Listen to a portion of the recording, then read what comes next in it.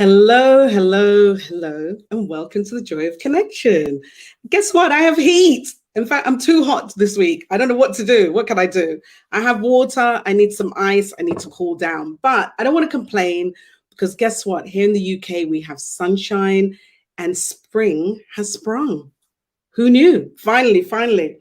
So, and then we had a full moon. I think it was a red moon, I think it was called, or a blood moon. I don't think it was yesterday. I think it was the day before. But anyway, it's great. It feels like spring is happening. And guys, guess what? I need to find a great spa. I need to do some serious self-love in the next few weeks. So if anyone can recommend a spa anywhere in the world, just let me know. I really, really, really want to hear what you have to say. So let me know. But without further ado, I would like to introduce to you my guest for tonight. Her name is Beverley East, and we'll tell you a bit more when she comes on. So come on in.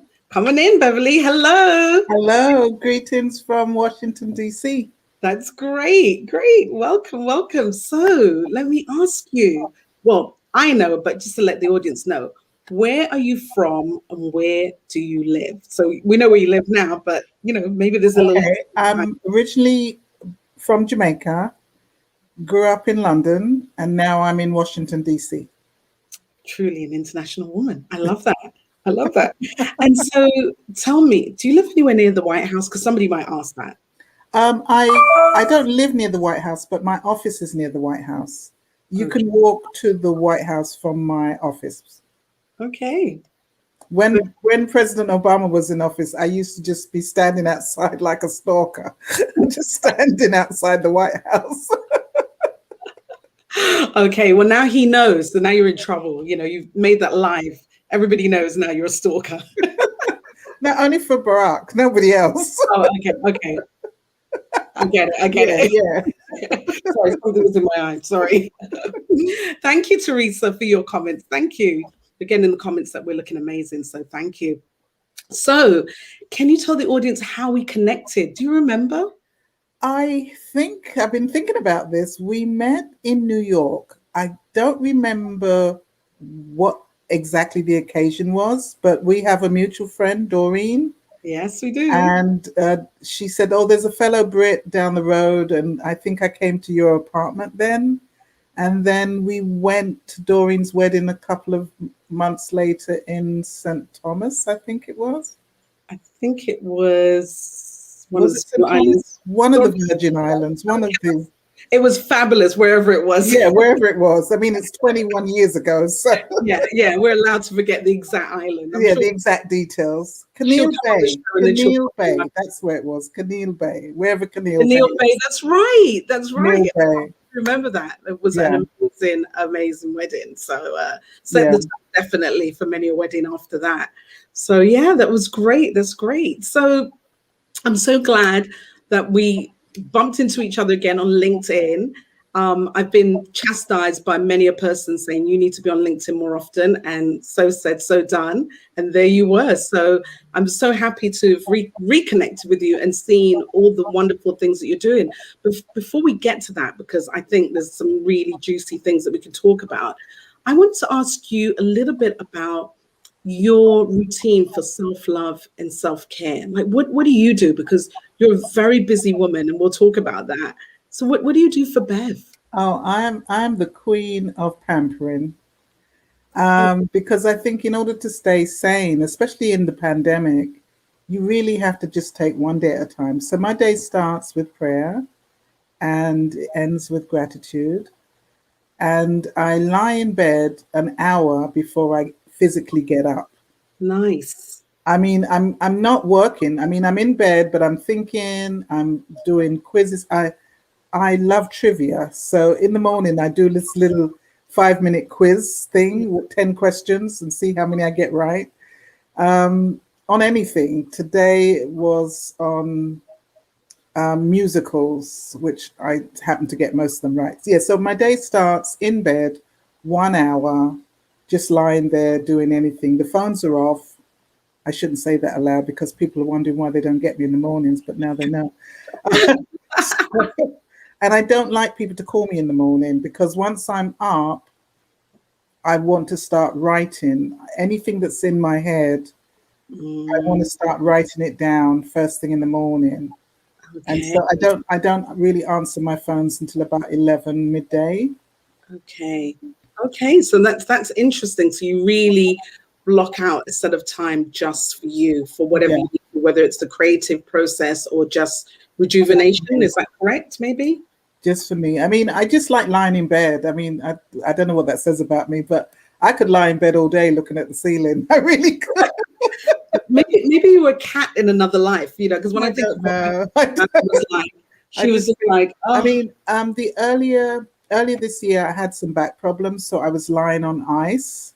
Yeah, ooh, I was lying on ice, and then after the back problem went away, I like lying. I just like lying. I mean, I liked it before, but I didn't realize how much I liked it really since the last couple of years. wow. Well, I'm jealous. I'm not a bed person at all. Well, not when it comes to sleeping anyway. Well, that's a whole nother story. That's a whole other story. But I'm a real sort of relax on the couch kind of person. That's my thing, not in the bed. But that's something to think about. Just really sort of clear your head and Clear start my the head. day. I like each day Mm, to start like the day before didn't exist. Like yeah. last night, I went to bed and I had water. I still have water dripping in the middle of my kitchen, and it was like it was raining inside my house. And so I was like, well, I'm, just got the buckets there, just got the towels there. I'm just going to go to bed. And when I woke up this morning, it had stopped. I mean, I still had to get a plumber and all that kind of stuff. But Yeah. I try not to take all my stuff to bed with me, all the anger and all the frustration, everything that's happened, breathe it out, go to bed, and then next morning wake up, start as if yesterday didn't exist. I love that. I love that. Really, you're Yeah. just really leaving it behind you, letting it go, which is Yeah. one of my favorite concepts. Just letting things go because it's so Yeah. I have a friend who passed away recently, and I think her 8 year trying to get divorced from somebody caused her to get sick because she just wouldn't, let what go. he wanted and what she wanted to, she wouldn't let go of anything. She wanted to hold on to all her financial stuff. And the divorce was longer than the marriage. And then she got sick and then she passed away. And I just know it was just all that stress of fighting for everything and still end up dead with nothing. And the thing is that you hear many times, well, not many times, but you do hear of women that just or men that just walk away and just leave everything because they just don't want to deal with all of that stress. They just, yeah. I am such a woman. Yes, you are. Yes, you are. All I had was my son. I didn't have anywhere to live. I didn't have any money. I didn't get anything. And everybody kept saying, "This is America. You're supposed to get half." I says, "Well, I have my son and I have a brain in my head. I will start again and make my life. And my life is great. I My know. life is great." Let's talk a bit about your great life because you are a forensic handwriting examiner expert. I mean, it's such a big title. I love it. But can you tell us what that really means for those of us that don't What it know? really means is that I look at documents that are forged. I look at signatures that are forged. Anything that's been tampered with. I authenticate historical documents. I've been on a couple of TV shows doing investigative journalism, identifying anonymous letters. So yeah, what I started out doing as a handwriting expert is not where I am now. It's so much bigger Yeah. than my original plan or my original thought. Yeah. And can you tell us And a bit about that journey as well? From where well, you the journey started was to what I you do? hated my job. I was in England and I was working for Marks and Spencers, and I hated it. The corporate thing. I did it for as long as I could. I did 2 years and I was out. And I came home and I wasn't sure what to do. And I just thought, let me get a temp job until I decide what I'm Yeah. going to do. So I applied for a job and you had to send a handwritten cover letter, which I did. I didn't realize the handwritten cover letter was going to get me the job because that's what they analyzed. So Oh, my handwriting was analyzed. I got this great job in Covent Garden, Betterton Street. I still remember it. And when I got in there, there was 11 of us there, and we all were like Stepford wives. We all had the same personality. But we were great. Well, we were great working together. And I would go home to my mom and I says, I like my job, but we're all the same. There's no tension. There's no personality clashes. So I asked my boss, what are you putting in the tea to make us? Here we are. She says, oh, I had your handwriting analyzed for personality. I don't want to babysit anybody's personality. So I wanted to see my report. The report, I'm giving you the quick version. My report was me, as if my mother had written it. And then I kept calling her up, asking her, the analyst, asking her, how did you know this about me? How did you know this? How? She says, why don't you study it? And I'm like, okay. And at first, I was just studying it to do my job better because I'm a high achiever. I always want to do the best in anything I'm doing. So I'm thinking I could use this to do because it was a recruitment consultancy I was working for.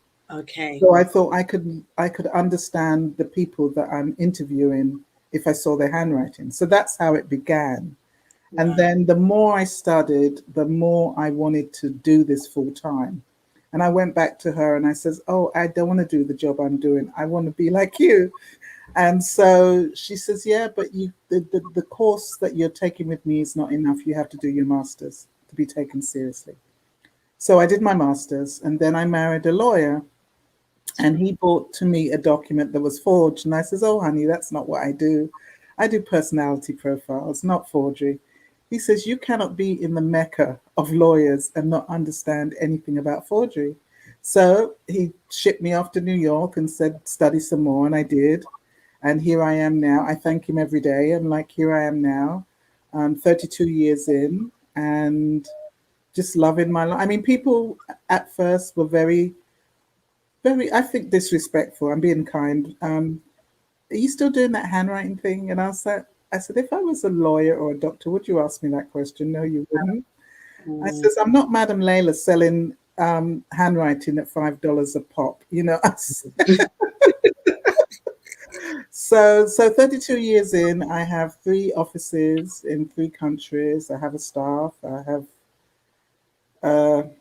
love my life. I mean, yesterday was a bit frustrating because I was on standby all day to testify, and I didn't testify until nearly 4 o'clock in the afternoon, having waited the whole day to testify. Yes. And then when I get in the witness stand, because they know you're good, they really try hard to discredit you.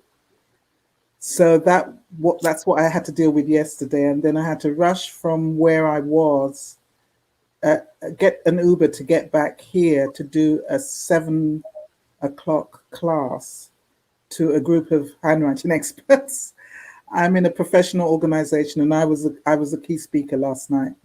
So I had like a 20-minute gap to get home and get myself together to do that. No wonder you need an hour lying in the morning. So, but I was like in speed dial because by the time I'd come out of the witness stand and come off Zoom and got here, I could talk about, because that's what I was talking about last night, the rebuttal of rhetoric. How do you come back from cross-examination when and I got some really good compliments this morning where some of them said, oh, you've raised the bar so high, it's going to be hard to get other speakers after you. We love when that happens. I love that. No, because I hate to be bored, so I cannot be boring somebody else. I love that. And you know what? You just mentioned something that I think is really important. I made a note here to ask you this. Being in the courthouse, being a woman and being a Black woman as well, do you find that you're treated any differently, or would you say that you're just treated equally like any other examiner? Because I would assume not, but I'm trying not to assume. No. So, well, first of all, yesterday I was in a Jamaican court. So I have a reputation and it's like, she's really hard. So they're looking always for something. If you're on the other side, oh, you got Beverley East, you're going to be cross-examining Beverley East with 32 years experience and all the stuff she has behind her. So they always try to find something. But in answer to your question, when I'm here in DC and I go to court, there's always this confusion. Am I the social worker? Am I the defendant's mother? I'm not the expert until I get in the stand. And then when I open my mouth and they hear the British accent, I've never been in the stand and the judge hasn't asked me, where are you from? I've already confused them. I'm not a man. Then Right. I'm a woman of, I'm a woman of color and I have a British accent. She's not African American. She doesn't have an American accent. So that's before they even get to the case, that's where they are. And so, yeah, in fact, this morning we were talking about, I should do a talk on gender and race in the work that I do, because I think that has not been explored. And I think it's an appropriate time to be doing it as well. Yeah, I think, I mean, but I'm very professional, but I don't allow the men to bully me. I don't allow them to disrespect me. I went to a meeting once and there was 5 lawyers in the room and they were being disrespectful to me.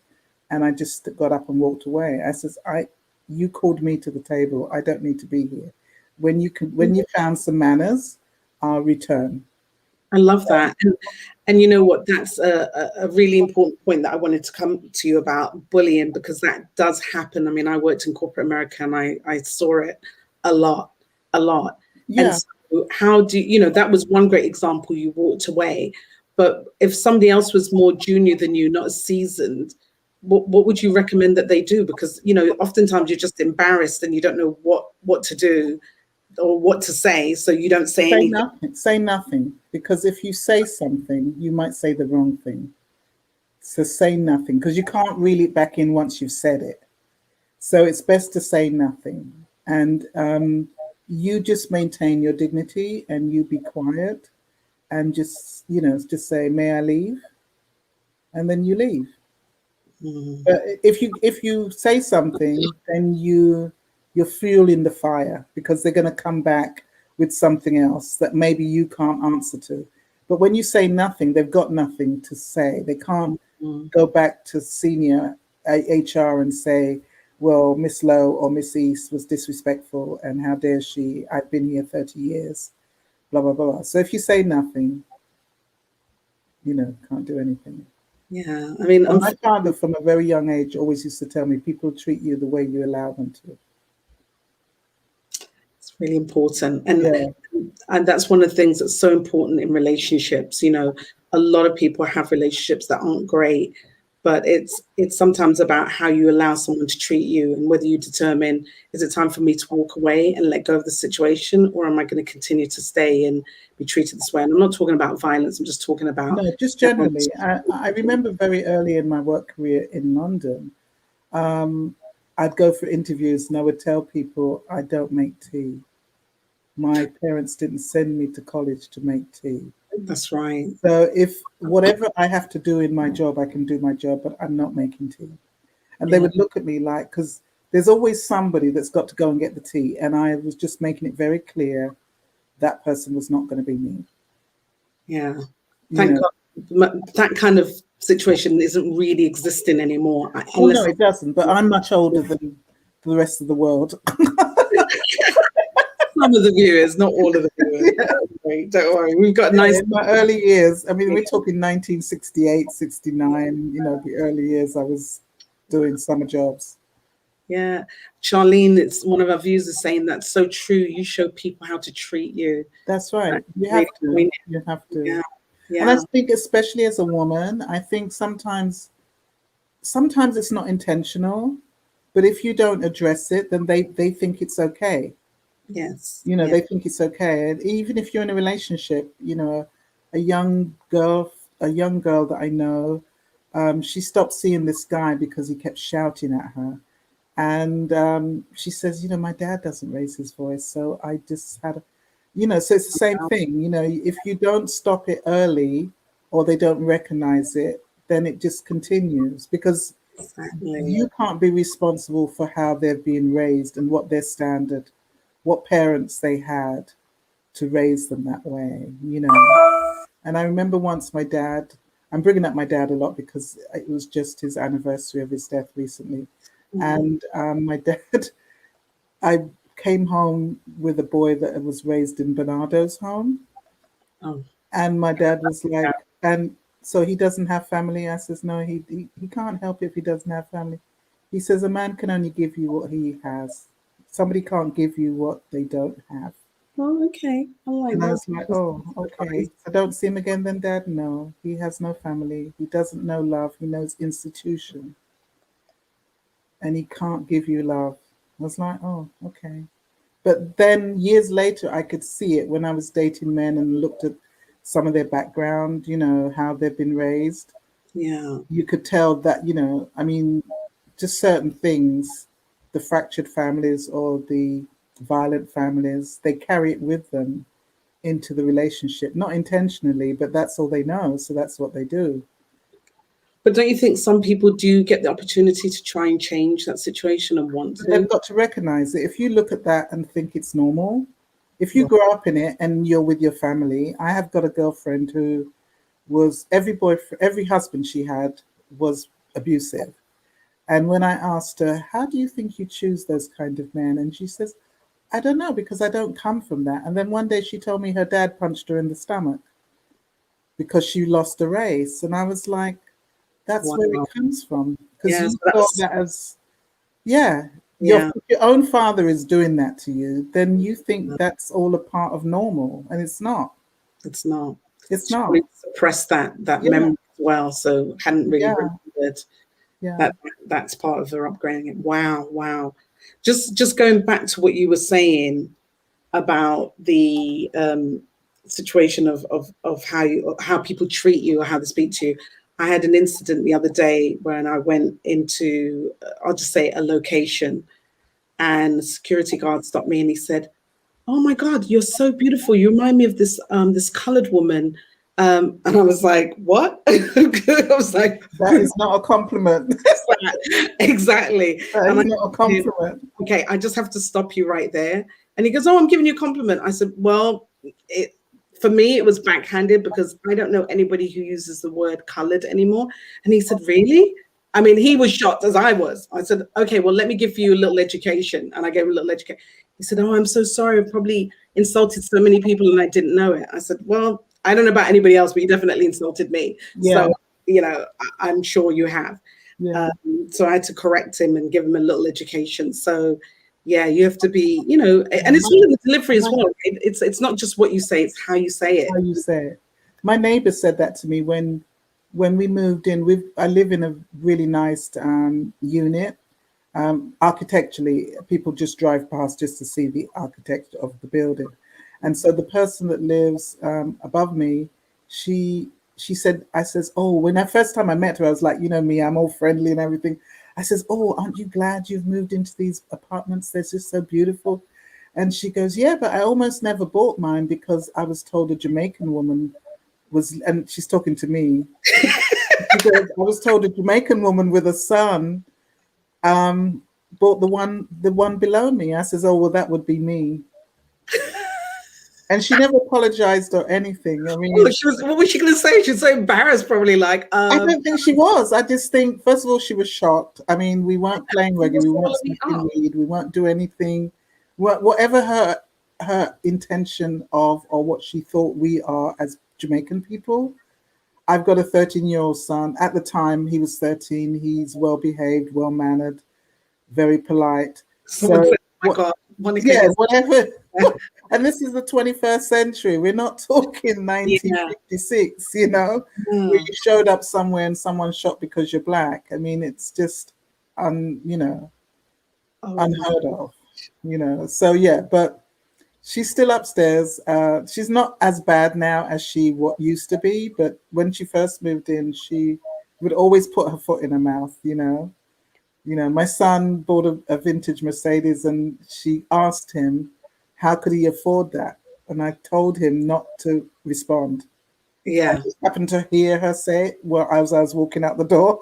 So I said, come in, come inside, come inside. You don't have to explain yourself to anybody. that's right. She says, how do you afford that with Starbucks, $8 an hour Starbucks job? And I said, it's not your business. Not your business. It's not your business what other people think of you. Just keep No, moving, no, no. honestly. Just In keep fact, I love moving. when they don't know. I love when they don't know. Yeah, but it's rude. First of all, it's rude. It's rude. And yeah, you know. Without doubt. Oh my goodness. Well, so now you've told us the how and the why. I just wanted to ask you, because I'm really impressed. You're managing your business in 3 cities. You have staff. I mean, how do you juggle that? How do you keep up with it? Do you I have a don't see it team? as a juggle. Everybody has to juggle around me. That I mean, if they heard that, they'd be like, "Oh, is that what we've been doing?" resignations in the email box. Yeah. So, first of all, the London office at the moment is closed because of the lockdown. Of course. So we only work in the DC office and the Jamaican office at the moment. So we have staff meeting once a week, and rather than just say this needs to be done, what's your intention this week? What do you want to achieve this week? Because I want each person that's working with me to develop their own needs. Apart from that, they're working in my company. What is it that you most want to have in 2 years from now or 1 year from now? And already one of my staff is already certified like me.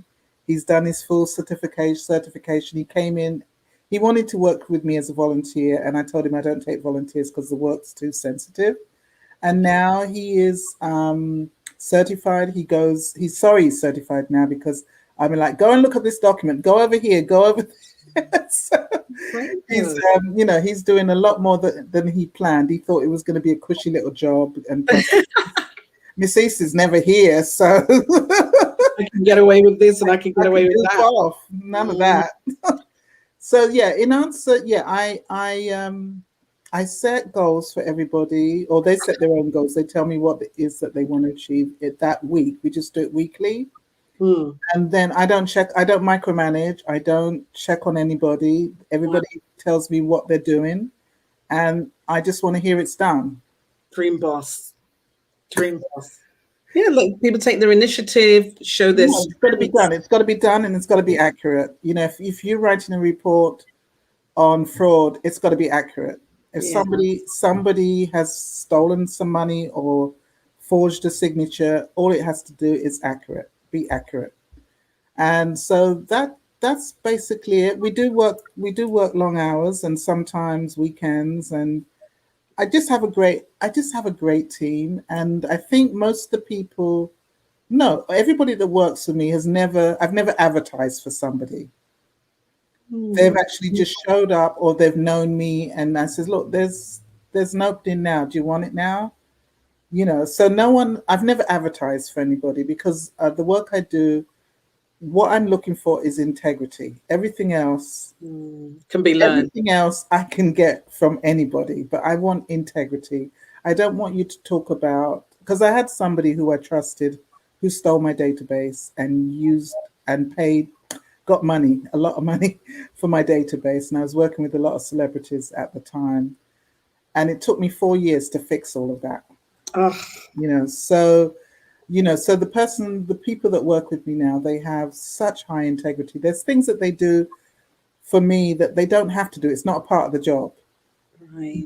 And so like my apartment in Jamaica, for instance, the calls were going through the apartment into the office, and he wasn't getting any calls. So he was like, Miss East, can I go in your apartment, because I'm not getting the calls?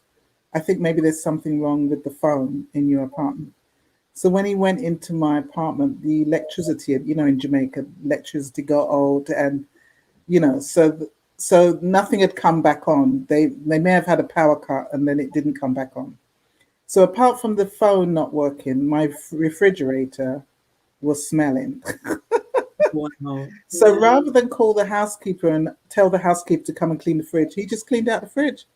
Oh, you know what I mean? It's just that you can't pay for that kind of, person. If you advertised for someone like that, they wouldn't show up. Yeah. And although that's not his job, all he had to do was call my housekeeper. He says, oh, by the time I called her and came back with a key, blah, blah, blah, Miss East, it was just as quick for me to just wipe it out. Well, I think that says a lot about you. That's really what that is. That's a true reflection of you. They just, feel like, there's nothing you can ask for. Well, you don't need to ask. If it can be done, they'll do it. So that's great. Thank you. But I also think that I've worked in a lot of toxic environment. I don't want to be the maker of any of that ever. Yeah. Yeah. Just like, when I finished my divorce, when my divorce ended, I just wanted to raise the best young man ever. So I didn't have time to be resentful and pissed off and all Yeah. the things that comes with all the emotions that come with divorce. The day I left my marital home, I put it all behind me and I just put everything but nothing but love into my son so Yeah. that he could be the best young man ever. And that's truly it, just putting all that love and even all that, turning that anger, if there was any, to passion, and then taking that passion and fueling it into your son. Yeah, there Like, wasn't much anger. There was more disappointment because I was just disappointed in the decision that he chose, yeah. not to be married to wonderful me. So can you believe it? And then a couple of years later, he told me that, he was dating some women and he wasn't happy and blah, blah, blah, blah. I said, darling, you had wow, you walked away from wow. It doesn't always come twice. I love that. Woo. I'm sure there wasn't a comeback for that other than, No, okay. no, but we are good parents. We're not friends, but we are good parents. I don't ever want my son to be in the room with us, and he doesn't want to be in the room because there's tension between me and his dad. Yeah, So when you see us out publicly, you think we're all still married and all still, but we are one family. We are one unit. which is great and Yeah. beautiful. So Really that, beautiful. that's Yeah, even I my love son that. is like, I don't get you too. But there's so much beauty in that, and that you're trying to, well, not trying to, you are keeping the family as an important unit, but not crossing the lines of what else that could be. It is what you see as a family unit. You treat each other as a family. Yeah, that with the same respect and love, and I remember he was coming to London to attend some conference or the other, and he asked if he could stay in my apartment in London, and I said yes. Then my son called me, "Are you going to be in the apartment too, Mom?" And I'm like, "No, but so what if I was?" He's really like, I don't want any more Dad's siblings. coming to London. I says, "I'll be gone. By the time he comes here, I'll be gone." He's just worried about having any new siblings. That's what it was. I love it. I love But it. life is just too short. I mean, I just think sometimes when I do development work. I don't want to call it coaching because that's not what I do. But when I listen to some people, there is just so much stuff that I just like. Can you just let it go? Why is that still bothering you? Why are you still talking about your ex-husband's boyfriend? Yeah, I mean girlfriend. Well, whichever. Yeah, whatever. Why is that? Why do you know so much about your ex-husband's wife, new wife? Why do you know so much about her? Why do you care? Yeah, exactly. Get on with your own life. Focus on what you need and what you want to do and where you're going. I used to say to many people before I coach was, why would you spend time worrying about what this other person is doing that you didn't want in your life? They're gone, or they chose to leave, whichever, but they're no longer part of your life. And while you're focused on what they're doing, they're skipping down the They street, don't care. They don't care. doing their thing, and you're sitting there going, "Oh, I saw them on Facebook. They were doing this. Oh, I saw them talking to so and so. Oh, their phone No, WhatsApp is live." I mean, no. And I'm not on it. Most social media platforms. I'm not on Instagram. I just don't have time, and I don't always want people to know that I'm where I am. yeah, yeah. And You it's a know, personal choice. yeah, Some I just people live on it and some people don't. And no. I mean, for me, it's for security more than anything else. mm, mm. Because sometimes I'm in Jamaica testifying, and then I have to get a plane out of there as quickly as possible. Running with your suitcase. I mean, we're laughing, but it could be serious. I've been in court cases where I've had I've been in witness protection program for 4 days. while I'm testifying. And I'm like, this is not what I set out to do. Yeah. I was just trying to analyze some writing. How did I Yeah, get you know, when did it get to this level? Well, you know what, we're moving along with time, and I want to talk about your writing, because I know there are a lot of people that have a desire to write and want to write. And I wanted to ask you how, well, why did you start writing? Which I think I know, but please tell us. But also, what's your process? And you told us a little bit earlier, but do you start with the Well, plot? Do you first of start all, with an idea, a theme? since I was like 13 years old, I've always wanted to write. But you, when I got a little older, I was reading James Baldwin and Frantz Fanon and Toni Morrison. So you would never think you could write when you're reading those Yeah. kinds of that kind of level of work. So I was like, oh, I want to be a writer, but this I could not write like this.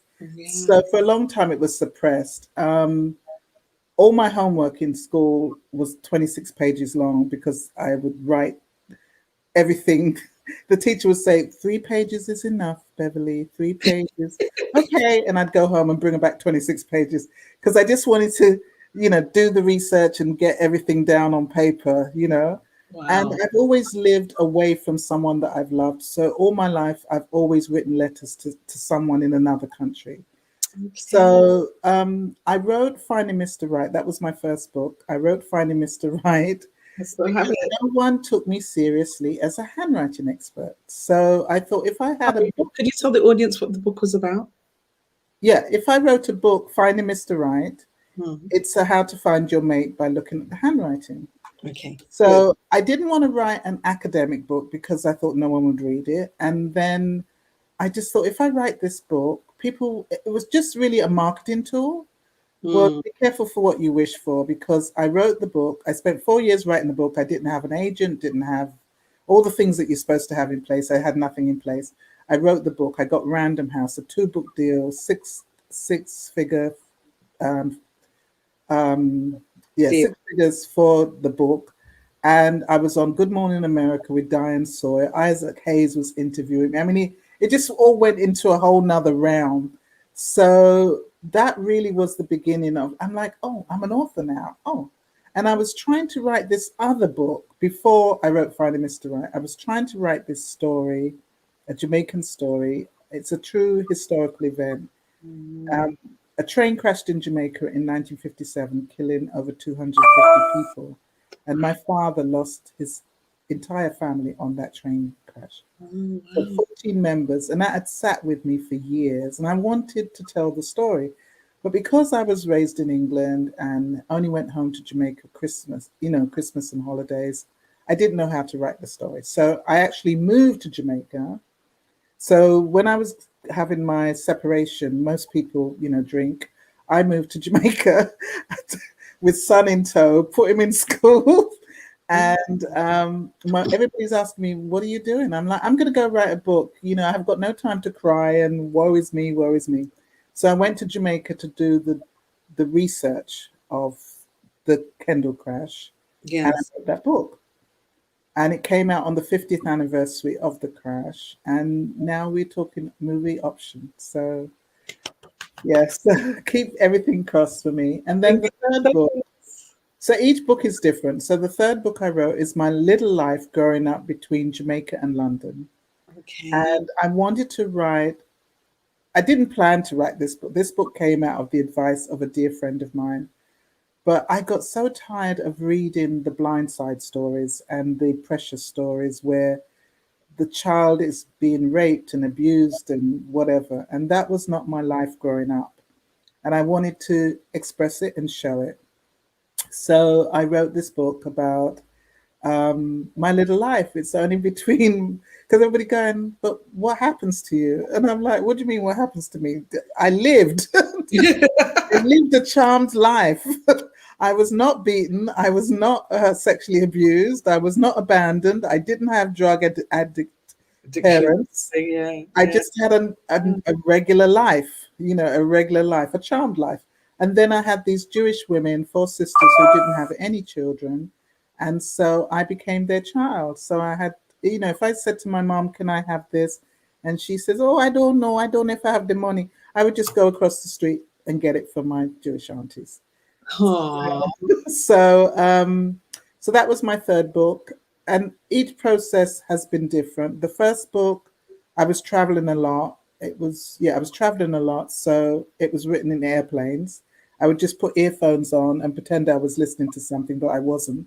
But it was to stop people from talking to me. And so if I was on a flight for 8 hours, I would yeah. spend at least 6 hours on the laptop writing away. And then the second book, I was living in Jamaica, so I would write Thursdays and Saturdays because those were the days my son played basketball. Okay. So he had basketball Saturday and chess Thursday evening. So, and I purposely set it up that way to be, so I'd work the whole complete day. So now with my fourth book and my schedule being busy, I get up now at 5 in the morning and write 2 hours before I start my day.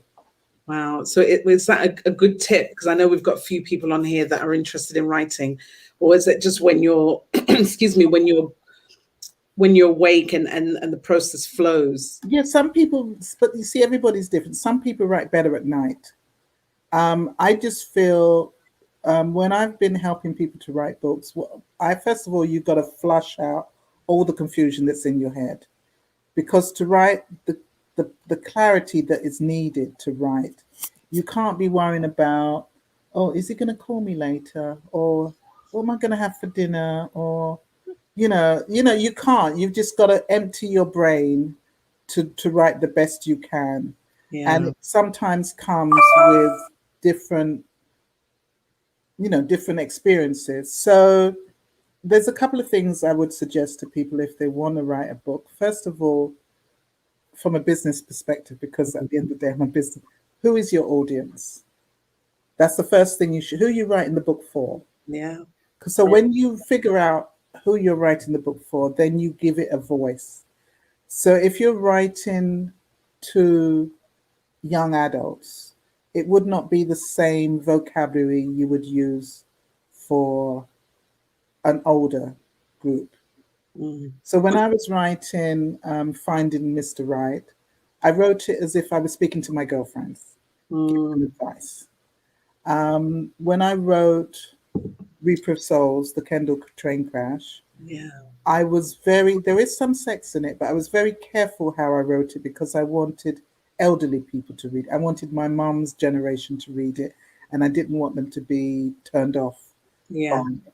And when you think about it, there's not many books for that generation, for our mom's generation. Absolutely. Caribbean Story. I wanted them to read that story. I mean, my aunt, who's 92 years old, she says, Beverly, I read that book and I remember my childhood so much. And I know you're my niece, but I love that book.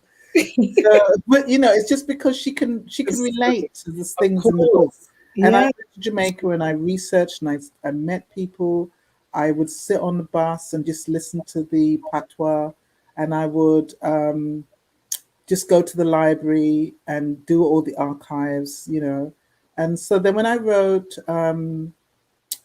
my little girl life, it's called Bar Mitzvah Girl, I would go back to East End of London where I grew up Okay. and go back to my school. I found my old English teacher. So that book is different as well. The because Yeah. it's like a diary. And Yeah. each chapter in that book is about one specific person in my life. Oh, So okay. my mom, my dad, my sister, my grandma in Jamaica. My grandma had a gun and would sit up Really? all night. She would sit up all night. We didn't have a alarm system and all the fancy stuff you have now.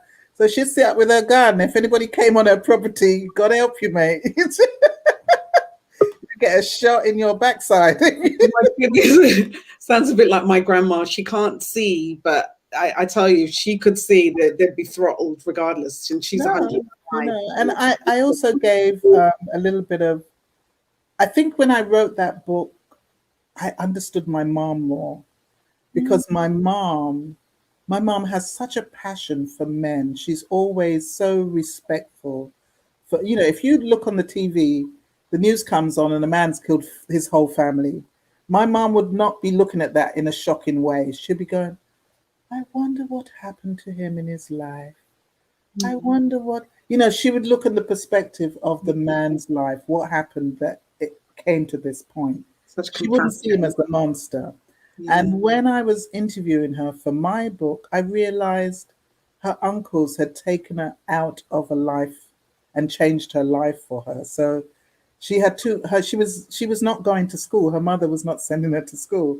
Her mother had her working in the shop and had a little box where she could stand up to be high on the counter. But she was not going to school, not learning anything. And her uncles came from America and was disgusted that this little girl wasn't being taught, Yeah. wasn't in school. And they just took her. There was no negotiation. They just took her. And she lived with them and she could come home and visit them, her mother. Wow. And I think that's where that respect for men and love for men came from. Because you never hear my mom, I mean, she's passed now, but you never hear my mom say anything negative about, even if they've done the worst thing ever. You know, you could be the Unabomber, you could be Jack the Ripper. She would be saying something, oh, well, you have to understand. And I'm like, no, Mama, I don't understand. Oh, how sweet and compassionate. I love that. I love that. You know, we have a question here that I wanted to show you. Somebody's asking, I didn't quite see the name, but they're asking, they'd like to know the initial process or steps you would take when analyzing someone's writing. Okay, well, that's a two-part question because is it analyzing for personality or is it analyzing for fraud? Because it's Mm. two Well, different processes. they didn't Let me say, do the fraud because that's yeah. easier to understand. Okay, so the process for analyzing document that's forged, you enlarge it. You don't look at with your naked eye. You enlarge it. I use microscopes, various microscopes, and then I look at the known documents first, the signatures that we know for sure, and then identify the characteristics within the signatures, and then take the question signature and do I find the same characteristics? And usually I don't. Because some forgers are very good. I mean, I'm working on one right now, and it's like, no, this is not the person's signature. Because how I have to do it, I can't just say it is or it isn't. I have to go to court and fight why I'm saying it is or it isn't. And so yesterday I was in court and this man had been accused of signing something that he hadn't signed.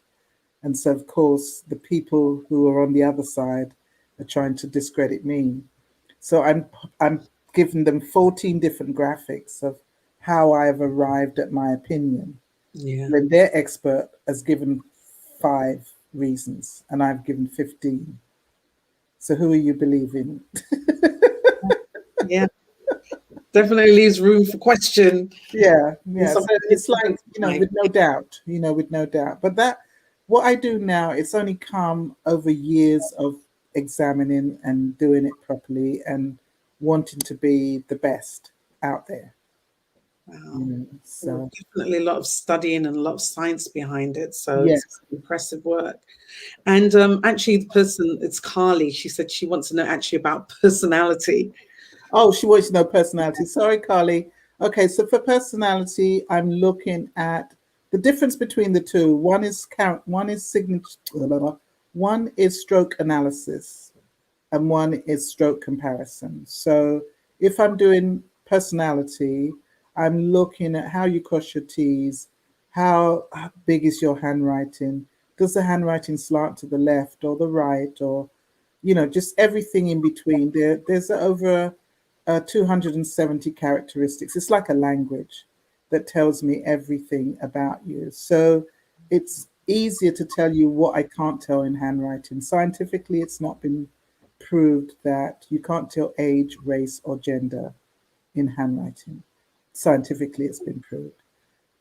So everything else I can tell. I can tell if you're lying. I can tell if you are diligent, determined. I can tell if you're procrastinating. So we look at communication skills. And so that's how I originally got involved in handwriting analysis because we were using it as a selection tool for recruitment. So I worked for a company in Brazil. They wanted only to know if the person was had integrity, was going to come in their company and steal. And I felt so, Michelle, I was felt under pressure because I kept thinking, oh, if I say they have no integrity, they're not going to get the job. And my friend says, yeah, but if you say they do have integrity and then they steal, you don't have a job. So, Which wasn't how you want to look at it. yeah, but I used to feel so bad because some of them you could tell that they lacked integrity or they weren't very honest. And you mark the paper. It was a form you had to fill out. Yeah. And you mark the form, and you just think, oh, that person is not going to get the job. And I used to feel so bad. Like your friend But said. after months of doing it, I mean, this contract went on for 3 years because it was a factory in Brazil, in the northern part of Brazil, and I had to analyze 1,000 people. Wow, that's a lot. And that's a lot of people, yeah. And how long does it take you to, well, in that instance, because I assume they're all different, like if you had one person, how long does that take you? Is it days? Is it hours? Is it minutes? Well, it was all in Portuguese as well. So when I first started, it took me a long time. But after 5-6 months in, and then I found out that they had 2 other handwriting experts working with them as well. And I knew them. And I'm thinking, God, these women are so great. Why are they using me?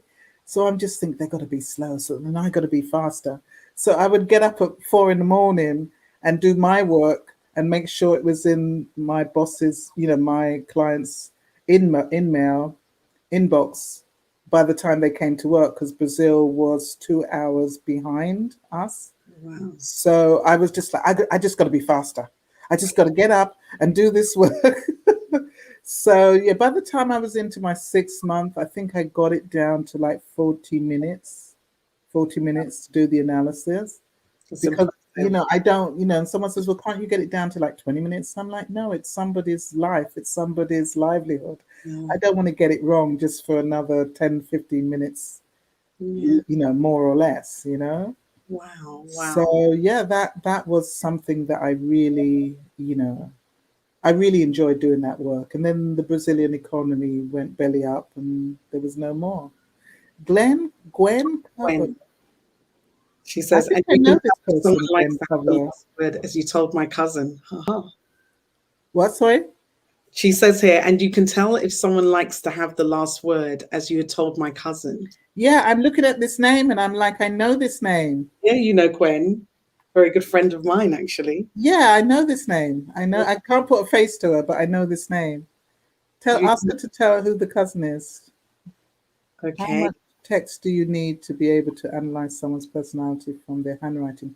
A full page. I always feel like, don't be stingy on the sample, because if you want more, you get more. If you give me little, I tell you little. If you give me more, no, because the more I have, the more I can tell you. Yeah. So. And what if somebody writes really sloppy, like a doctor like me? That means absolutely nothing. Oh, good. Phew. No, because I've looked at handwriting of people in prison who've got the most marvelous handwriting. And they're in prison for sodomy and rape and murder. So nice handwriting doesn't always mean nice person.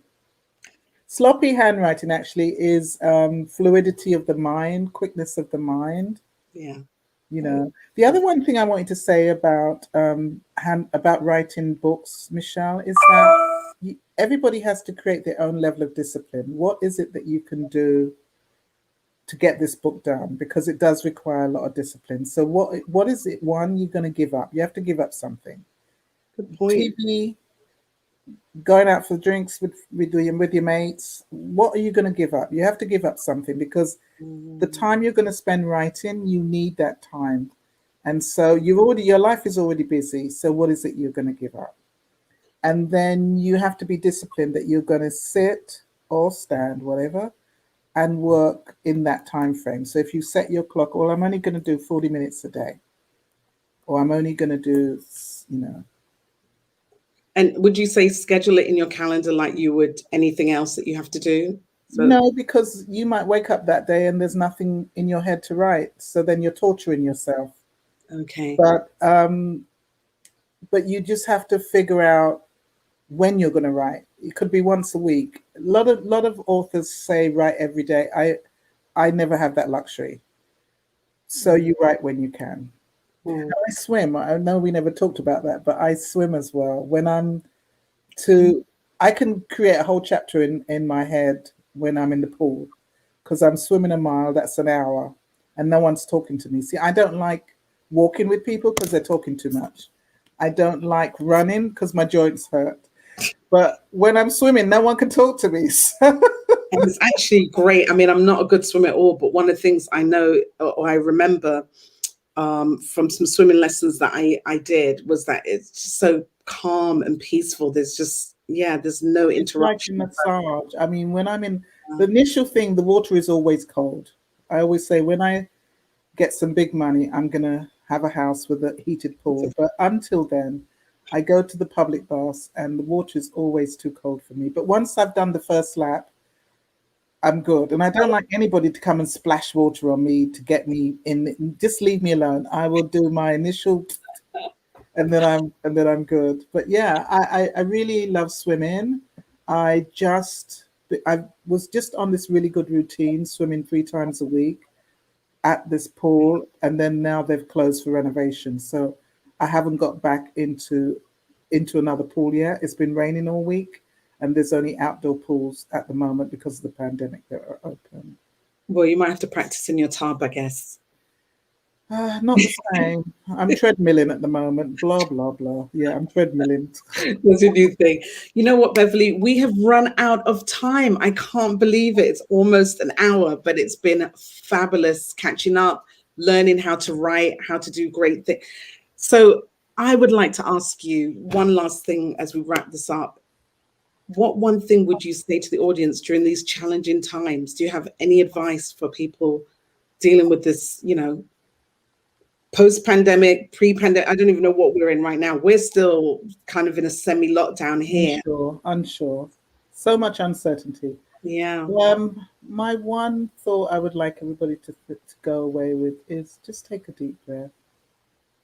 Just take a deep breath and be kind to yourself. Because none of us knows what's going to happen next month, next 6 months. Even those who have been vaccinated, we don't know. We're just living in this uncertainty. So I say be in gratitude if you're healthy and wherever you are, accept where you are right now because it's temporary. You're in a temporary situation. I remember this time last year, we just thought, oh, it's only going to be a couple of months. And this time last year, I was in Jamaica during the pandemic. And I remember calling up the Pegasus Hotel and they were closed. And I'm like, hey, I still have a birthday. Can I come to the hotel and just sit by the pool? No one has to serve me. I understand you're closed. And they actually got servers in. Hey. Yeah, I had 5 people with me and we were all social distance. And the Pegasus opened the pool area for me. Well, that's power. But I'm like, I still got a birthday, pandemic or no pandemic. I need to be hanging out with you more often, apparently. And then this weekend, I got another birthday. And this weekend, I'm here in DC, which is rare. I'm usually in Jamaica for my birthday. Yeah. So I'm gathered about 15 friends. We're going to a restaurant. So things never stay the same. And I just think each day, before I came on with you today, I was so tense because I got this leak in my kitchen and there's so many other things going on around me. So I just thought, let me burn a candle, take a breath. So I'm giving your audience the same advice I give myself. Take a breath and stay in gratitude. That's right. Giving us the best of you. Beverley, thank you so much for joining us. Please hang around in the green room afterwards so we can Thank you for having me. I'm sure there's lots of other people you could have had, but thank you for having me. Oh no, this was well timed. Everything happens in divine time, and it really was. So thank you so much. Thank you. Good night. So everyone, I mean, I know there are more questions. I'm going to ask Beverley to go in to the Facebook group or wherever you were and answer some of the questions because I'm sure you may even have more. So if you do, please write them down. But thank you again for joining us. It's so wonderful to see you all. And as I always say, be joyful, be connected, and shine your light. See you next week. Thank you. Good night.